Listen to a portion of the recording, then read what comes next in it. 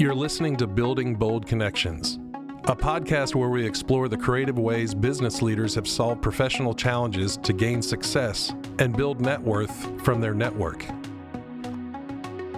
On today's episode, we have the pleasure of hearing from Audrey Hall, Chief Product Officer at Brightwell. Here is episode 6 of Building Bold Connections. Welcome to Building Bold Connections. I'm your host, Tyra Burton, and today we have Audrey Hall from Brightwell. She's their Chief Product Officer. Welcome, Audrey. Thank you. I'm so excited to be here. I'm excited to have you here too, because I think fintech is just an exciting topic to have. Absolutely. There's so much happening in the fintech space right now. It's just so exciting and lots of energy is building right now. Yes. But you didn't start off in fintech.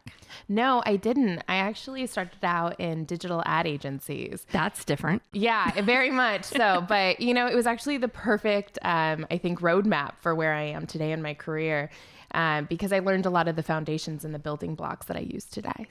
So that helped you with your transition, really? Yeah, it did. So back in the day, a lot of the big ad agencies didn't know what to do with digital when it came out, right? Yeah, when the web so launched, they were like, websites, what? We need to do what? And so what was really interesting is a ton of little companies spun up out of that. And a lot of them were like, no, we know what to do. We know how to market to people online. We know how to do interesting things. And so I actually cut my teeth in some really interesting work with Def Jam Records was one of my clients. And so I did the Justin Bieber Belieber tour. Oh my gosh. That's kind of my claim to fame, among other things. But honestly, even back then, we were building digital products. So we did like a Bacardi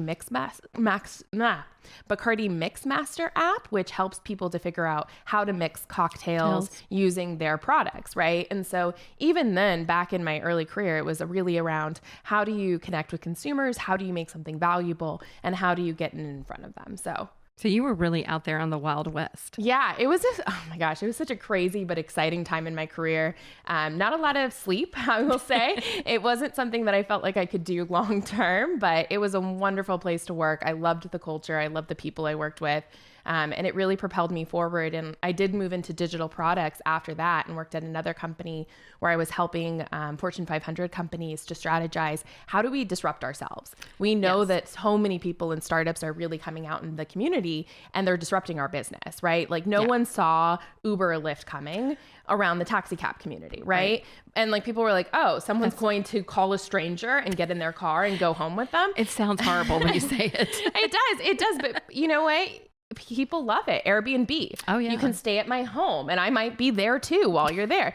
And so what was so interesting about this is a lot of companies and a lot of organizations realized that they needed to think differently. They needed to be innovative. And it was amazing to be on the cutting edge of that and to get to consult and work with people and build those products for them. And so we did a lot of building of early MVPs, launching those into the marketplace, getting consumer adoption, finding product market fit, and building from there. And disruption, is such a part of the fintech industry. Let's just talk really COVID. There was so much disruption. Ooh, COVID was a rough 2 years for me. It was probably the most difficult part of my career and also the most proud I've ever been in my career and working through that. And our entire leadership team, we poured our hearts into our company because, so Brightwell, just as a little bit of background, right, absolutely. We're connected to the cruise industry. So we basically provide a fintech app, so a banking app along with a card to cruise ship members. And cruise ship members come from over 140 different countries around the world. And when COVID happened, as one can imagine, and everyone probably read on the news, COVID really put a stop to cruising. It wasn't good for the cruise industry. It wasn't good. Basically, there was no cruising for 2 years. Right.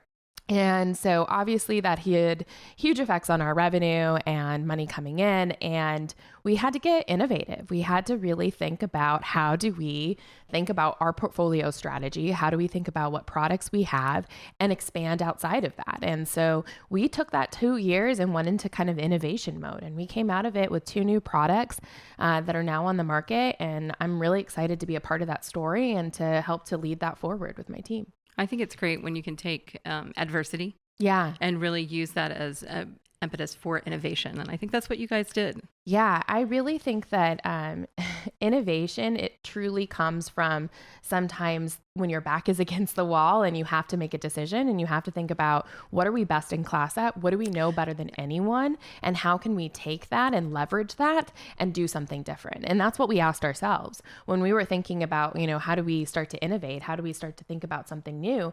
We were like, well, what are we good at? What do we know? It came back to like cross-border remittances. It came back to helping migrant workers send money around the world. We understand that better than anyone. We've integrated with over 6 different remitters out there, which is unheard of. They're all aggregated. Now, tell us what a remitter is, just in case. Sorry, I'm kind of going off on it. A remitter is someone like Western Union, MoneyGram. Those are some of the big names that a lot of people recognize. Here. Yeah. And basically what they do is they take money from one location and then they send it to another part of the world and they convert that money into the home currency, oftentimes. Well, because the cruise industry is just filled with migrant workers. Absolutely. Yeah. From all over the world. I would say over 90% of them come from like outside of the US. Yeah. Very few come from inside the US. And like I said, we have over 140 different countries of people where they come from people we serve. And our top ones are Indonesia, the Philippines, and India. So lots of money being sent back home for those workers. Yeah, absolutely. And what's so interesting about that is like each country has its own regulations, its own requirements. It has really nuances of preferences, actually. So there's different options when you send money home. Like you can send it to a bank account or you can send it for cash pickup. And cash is king still in a lot of these communities, right? And so having that as an option is really important. And each remitter, the reason why we've integrated with so many has different network connectivity. And it was important for us to have as many options as possible within our product so that we really could service those users and make sure that they had the option that was right for them wherever they might be, whatever remote location we're sending to. It seems like there's a lot of international involved with fintech that you don't see now when you talk about it, and also a lot of networking. So it seems like knowing people and having the right connections really does matter. I would say that coming into the fintech industry after really working kind of agnostic to it and just being in a ton of different verticals, I had no idea how close-knit it was. It is very tight community. A lot of people know a lot of people. And once you get introduced to it, it's very friends and family feeling, right? Of just like, oh yeah, blah, blah, blah, blah, blah. Oh yeah, I'm somehow connected to her or him this way. But I think that actually helps in a lot of ways too, because of the community around it. We really are looking to, I think, help and encourage the entire industry forward together. And it makes things interesting. For everybody. Yeah. So let's jump back to when you first came to Brightwell and there was a real big rebranding. Yeah. Can we talk about that? Because I think rebranding is just so important to do it right. Yeah, I think there's something so interesting about rebranding. There's a lot of companies that I think shy away from it. And I think brands are actually sometimes an evolution and a moment in time of where you stand and what you're doing and what you're providing. And so I think the first 6 to 9 months that I came to Brightwell, we decided to do a rebrand. And I think that it was largely because this company has gone through many different iterations of who we are and what we provide our users. We started out as a prepaid company and that's all we did was prepaid solutions.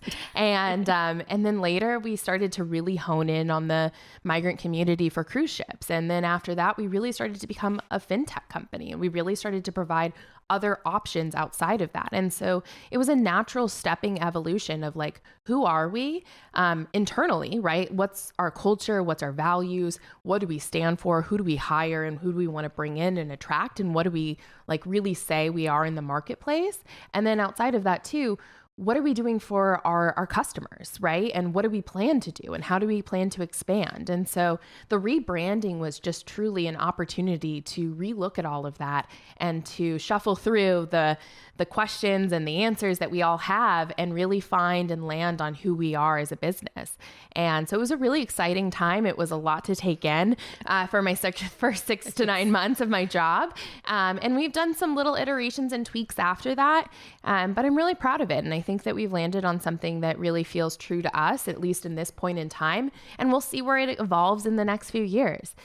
I think the biggest thing is that we embrace change, we embrace evolution, and we embrace that the company that we were yesterday is not the company that we may be tomorrow. And continuing to really encourage that and to talk to your employees about that can do so much for you in terms of dividends back to the company and how you start to evolve and new ideas come to the surface. Otherwise, we wouldn't have been able to, I think, survive COVID, going back to that story, if we didn't have that kind of model in place. So how do you, because you guys have a great culture at Brightwell, you're one of the top places to work in Atlanta. How do you institute that into your culture? How do you get your people behind that idea? Yeah, so I really believe that it starts at the top and moves its way down. But I believe that you have to have a strong set of values. And I kind of want to roll my own eyes when I say that answer, because there's so many companies that are like, we have values. I'm like, look at them. But it's like, well, how do you actually embrace those values on a day-to-day basis? How do they help to inform your decision making? Right. Yes. And so our values, like the first one we have is users first. And this is so interesting because in every decision we make, we'll oftentimes call it out. Well, is that putting our users first? Is that really making their lives better? Is that really making a difference? And if it's not, then maybe we don't do that. Right. And then there's another one, which is thoughtful innovation, where it's not just being innovative to be innovative for innovative's sake, right? Like, because then that you can go down any path. You can. Really under the sun. And really it's more about, no, is this thoughtfully done that makes sense for what we're trying to achieve, the people that we're serving, and how does that drive that mission forward? And so each one of our values kind of just layers on top of itself. And there's one about acting with integrity and being someone that really thinks about right and wrong in a lot of ways. And I think that that's important for a fintech company. You know, we did see Enron actually, I think, had that as one of their values, oddly enough, but you have to live it. And so when we think about all of the things that we do with our culture, we try to tie back to those. When we praise people, we praise around those values. When we give awards, we talk about the values that those awards really link back to.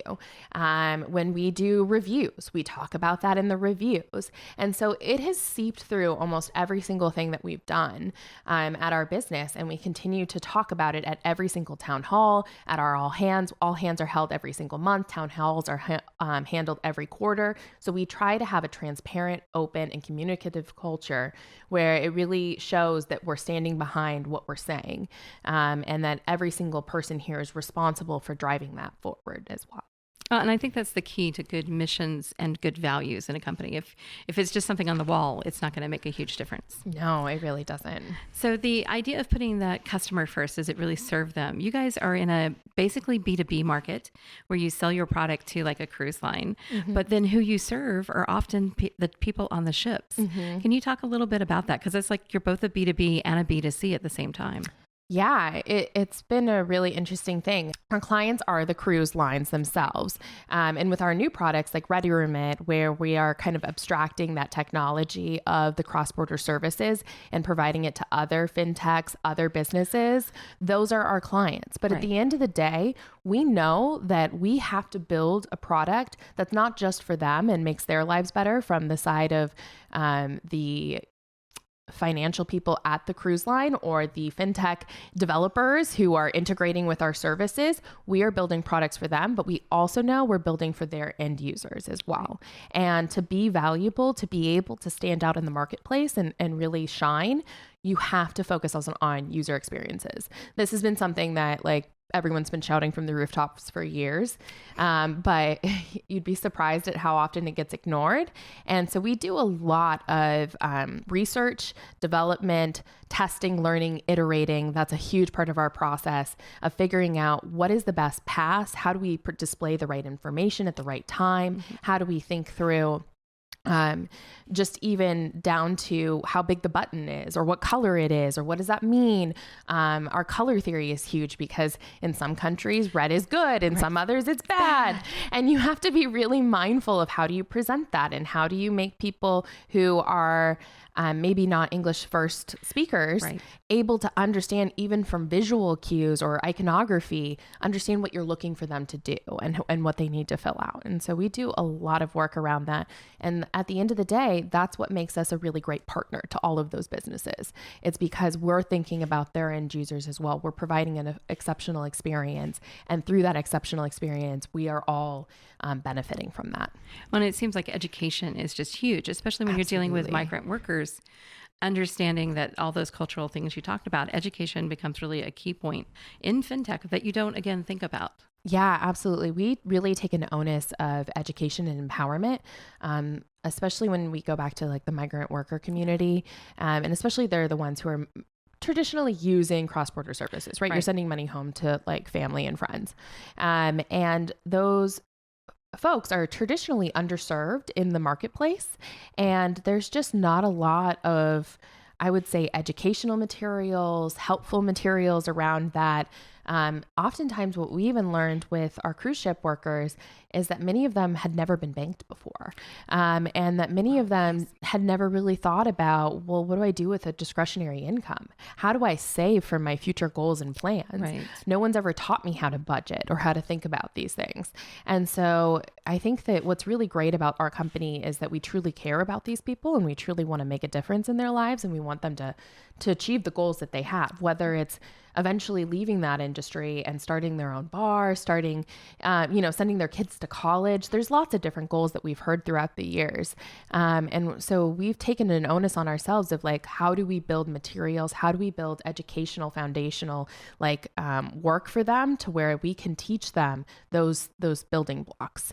Obviously, like every person is different and nothing is a one size fits all. And so I want to be careful with that, but it really is trying to be more of that guide, trying to be more of that person that's here. Like, I'm here on this journey with you. You are the hero of your own story. You are experiencing your own life and you are making decisions, but let us help you with the right knowledge and information along the way so that you feel supported in that journey. I just think when you think about fintech, we always talk about the technology and innovation, and really you have to think about that end user so much and what they need to actually put that into practice. Absolutely. So I know that fraud is a huge impact in the fintech industry. Can you speak to that a little bit?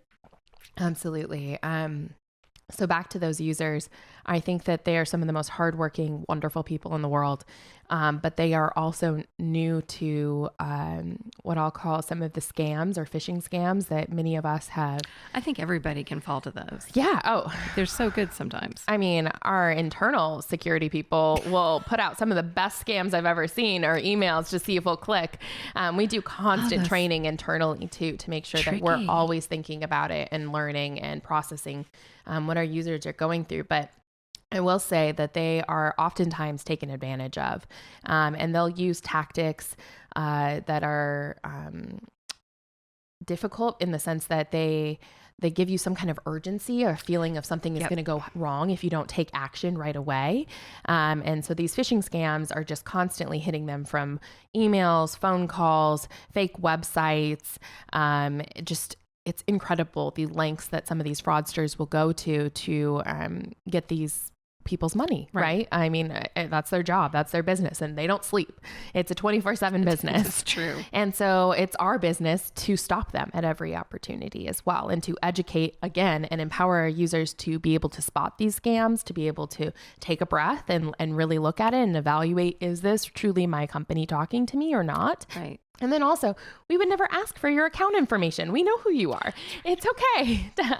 But some things like that we take for granted that we know that our best practices are not to do. Like I've seen people when COVID was happening, even some of our users were so desperate, they would post their own account information and be like, will someone send me money? I need money. And so oftentimes, again, it's just, don't do that. Don't post your card. So we work on that a lot, but we also built a product that actually helped our business as well. And now we're selling it to other businesses that was really noticing a trend in the industry across multiple companies that are card providers or issuers or program managers. where there was targeted attacks using bots. And so some merchant sites are very vulnerable. They don't have the right protections in place. And so I, as a fraudster, can take over that and start running a systematic attack where I'm basically testing card numbers and CVV and expiration date until I get a match. Right. Mm-hmm. And so then they basically build up a whole portfolio of that, a database of that. Yeah. They can sell it on the dark web, or they wait for one big day, which is like a D-Day of monetization, where they drain all of those accounts, and then basically it's like following the money until it's like somehow sent through crypto and far away. But yeah, so we have a tool now that it detects that, stops that, and shuts it down. And our fraud has just gone down by like astronomical amounts ever since we've launched that product. Plus, we've added biometrics into our product as well. So scanning of your face and liveness detection has been a really big win for us when it comes to account takeover. So we've done a number of different things to try to help to prevent that. But fraud in our industry is always going to be there. They're always getting like new ideas and being creative, because that's their job. And that's what they're working on. And our job is to keep fighting it and to keep learning and continuing to be proactive.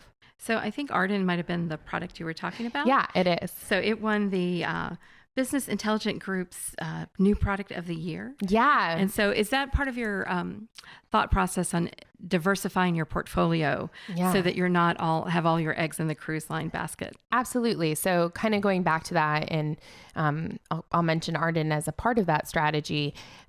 So cruise, what were we really good at? Sending money cross borders, really understanding the user experience. Integrating with a lot of remitters takes 6 to 9 months to complete, which is a huge investment when it comes to your product roadmap and it comes to your understanding of like, what else are you going to do that year and like getting that in? Or you have to build out an entire compliance engine, staff around that, people to manage that. And so our first thing was, when COVID happened, we were like, we're really good at this. We know how to do this. We built a whole business around this. There's a whole bunch of other fintechs, program managers who are servicing these niche communities who have like launched these neobanks. And they're basically saying, we need services like this. But one, we can't make that roadmap commitment. 2, we don't have the compliance understanding and knowledge and team in-house to be able to support that. And so that's where ReadyRemit came. It's basically embedded fintech or technology that they can put into their products as it exists today. And they can launch it within weeks. And ultimately, we handle a lot of the other pieces around that are typically left for them to deal with. And on top of that, Arden is another, offering that we have that can help to protect their program and all of their cards within it through looking for BIN attacks as well as other AML and BSA rules. So it's like a full portfolio, but it's all around kind of the same audience and what their needs are. Right. And so, so when we were thinking about that, we just kind of again started thinking about what's tangential to our business. What are some opportunities for us to move into that we're best in class at, that we know and that we understand? And then how do we build on that? When Amazon built AWS, they built it for themselves. Right. And when we built Arden, we built it for ourselves because we were like, there's no tool in the marketplace that does this. Right. Otherwise, we would have bought it. I would have been very happy to just buy it at that time when we were experiencing that type of fraud. To plug and play it. Oh yeah, absolutely. But there was nothing there. And that's why we have a patent pending on it now. That's why we've won awards for this. It's because we looked at the market and we said, this isn't there, so we're going to build it. And we actually have 2 amazing strengths of ours. One is we are rooted in banking. We started out as a bank. We spun out of that. We've been doing prepaid cards. We've been doing this for years, cross-border services. And then on the other side, we are stacked with product and technology and marketers that make us like agile and nimble and be able to react to these things and know how to build for those missing pieces in the market and those needs and being able to answer for that. And so those 2 things combined have made us so unique that I think we've been able to be so successful so quickly with these new products. I think really, if you look at how much everything was disrupted during COVID and then looking at your portfolio, it really is a great example of expansion so that you have a long-term strategy that's filling market needs. So. Yeah, absolutely. Now, you were also named the Women We Admire Top 50 Women Leaders of Georgia. Yeah. And one of the Software Report's top 25 software product executives of 2022. So those are some nice little accolades. Could you speak to particularly the women out there that are getting into fintech? What are some suggestions you would have for them? Yeah, I would say more women need to get into fintech. That's the first problem. I will say that there is definitely a lack of women when I look around the room. Right. And I think that that's the first problem. And so I think it starts even earlier. I think there's some amazing programs out there, like Girls Who Code is one of them. Yeah, there's a lot of other ones that I wish I could even think of right now to really help to encourage that type of thinking and really to show women that this is a career path for them and that they could really succeed in it, because truly I think that we have new ideas and different ways of thinking that I think we should be bringing to the table.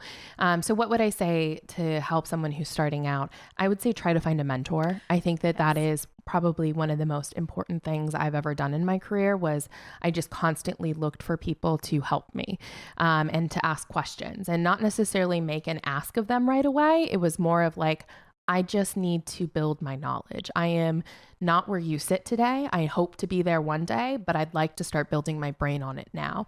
And so every place that I've lived, every place that I've worked, I've tried to find a community of other women who are interested in helping others and really being a part of that journey with you. Right. And then sometimes they make connections to other women and you always take that offer.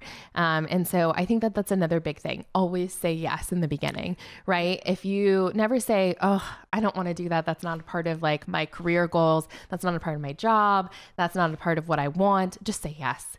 Like the knowledge that you're building around all of that will help you at one point. And if they make an introduction or they say you should talk to this person, immediately follow up and immediately take action on that, because those are people that stand out in the long run. And those are people that you're going to constantly try to invest in and continue to make more and more connections. And so that was a big one. Go to networking events. I know after COVID, it's a little weird and there's not as many, but I think that the world will like get a little bit more rightened with that. But I think that networking events are huge. They're a really important thing. Read, create your own perspective on the industry. You should have a point of view. And the value that you bring is largely around that. What are you seeing? What are you reading? What do you know that you can bring, where you can start to bring and infuse your perspective into your day-to-day and what you're doing at your office and bring fresh ideas, right? Not saying disrupt everything all the time, but I am saying like you should start to take ownership of your own knowledge and your own education. And I think that once people leave school, oftentimes that kind of starts to dwindle a little bit. But instead it's like, no, embrace it. Go back to that. You've learned a lot of these key pieces of how you should be learning and building on your knowledge. Yes. That should never end, especially if you really want to be specialized in a certain vertical. So the last thing I want to ask you is, what do you think is the next thing on the horizon in fintech? Yeah, I actually think we're doing it. So when I look out into the marketplace, I think what's really hot right now is embedded fintech, right? Embedded technology. And so that's really what largely ReadyRemit is, which is that product that I was talking about, where we're abstracting basically our technology from Navigator of all of those cross-border services and compliance as a service and packaging it up and being able to embed that into your product and provide those services on top of that. Cross-border is huge, and we're seeing more and more people expand outside of their own country, and people are still moving. On top of that, companies are now hiring people from all over the world, right? Yes. COVID accelerated that. And so I think that there's a lot of exciting stuff that's happening there. And I think that we're right in time and right place, right time, and knowledge around that. And so I'm excited about it. At the end of the day, people need to be paid. They do. Well, Audrey, thank you so much for joining us here on Building Bold Connections. Thank you so much for having me. I had a wonderful time. Thank you for listening to Building Bold Connections. This has been a Coles College and Joel A. Katz Music and Entertainment Business Program production.